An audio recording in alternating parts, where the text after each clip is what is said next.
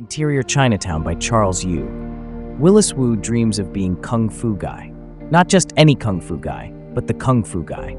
He spent his life in Chinatown, a place that exists as much in his mind as it does in reality, navigating a world of prescribed roles for Asian men. He lives in a cramped SRO above the Golden Palace restaurant, where he and everyone he knows cycle through a limited repertoire of stereotypical characters: background Oriental male, delivery guy, silent henchman, and the coveted Kung Fu Guy.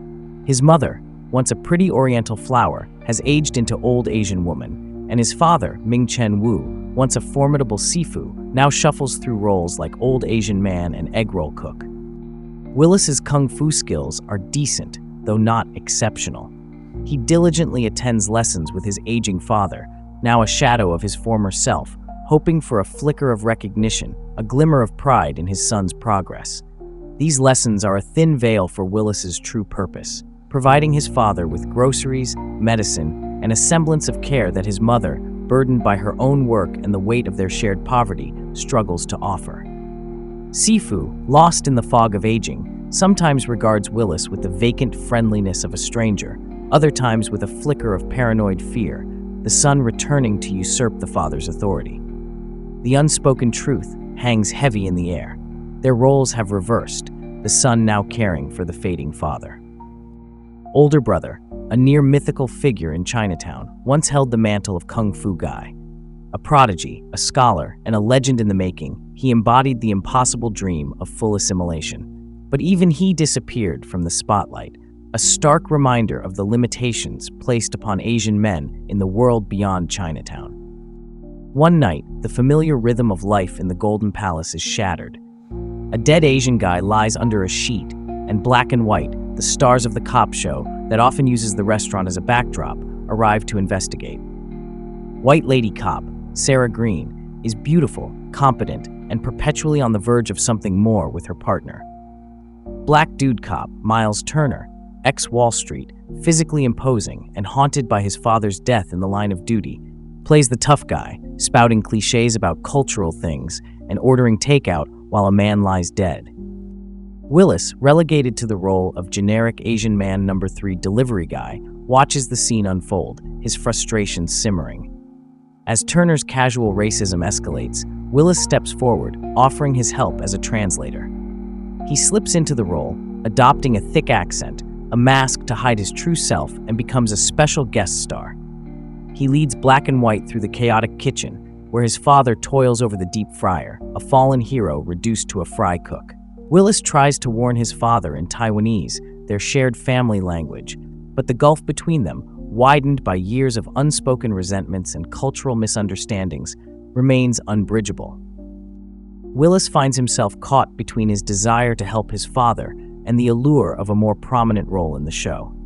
He feeds Black and White information, exaggerating stereotypes, playing into their preconceived notions about Chinatown, betraying his father's dignity for a chance at recognition. He leads them to a gambling den run by young Fong, whose father recently died tragically in the SRO. Fong, another Chinatown resident trapped in a cycle of stereotypical roles, now plays Chinatown mini-boss, a villain for the weak. In the ensuing chaos, a mysterious woman saves Willis's life, diving in front of him as bullets fly. This woman, Karen Lee, beautiful, sharp-witted, and surprisingly fluent in Taiwanese, is revealed to be an undercover detective, the floating Latina from Black and White's promotional posters. She sees through Willis's act, recognizing his potential, his hidden skills. In the aftermath, Willis, wounded but exhilarated by his newfound agency, finds himself drawn to Karen. During his mandatory 45-day post-death period, Willis encounters other sidelined actors, including a attractive officer, a Black woman relegated to the margins of the show. They share a moment of solidarity, a fleeting dream of a different narrative, a show called Black and Yellow, where their stories might finally be told. Willis returns to Chinatown, now reinstated but stripped of his special guest star status. He and Karen begin dating, navigating the awkwardness of early romance with humor and honesty. Karen sees past the generic Asian man facade, recognizing the intelligent, funny man beneath. She challenges his self-deprecating humor and his internalized stereotypes, pushing him to see himself and the world differently. Their relationship blossoms, a rare love story for a generic Asian man. He struggles with introducing Karen to his mother, fearing her judgment, but Karen, with her characteristic understanding, waits patiently until he is ready. Their meeting, surprisingly warm and filled with laughter, strengthens their bond.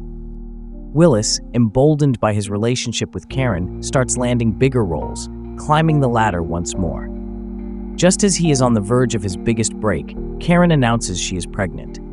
His initial reaction, a mixture of fear and resentment, exposes the fragility of his newfound confidence. He proposes, and they marry, their joy tempered by the practical realities of raising a child in the cramped confines of the SRO. Their daughter Phoebe arrives, bringing with her a new world, Phoebe Land, a vibrant, imaginative space where Willis becomes Kung Fu Dad. He delights in his daughter's quirky imagination, her unwavering belief in him, and begins to glimpse a life beyond the confines of Chinatown, beyond the roles he has always played. But his dream of becoming Kung Fu Guy still lingers.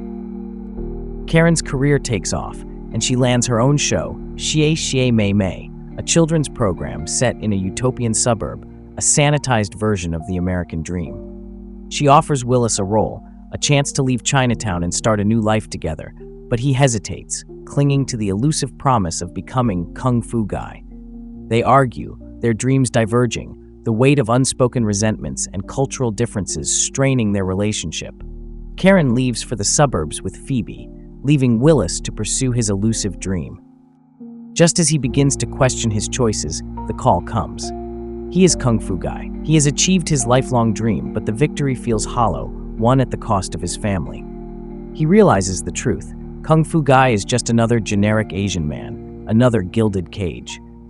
He steals Turner's car and drives to Phoebe Land, a place so different from Chinatown, so jarringly perfect, it feels unreal.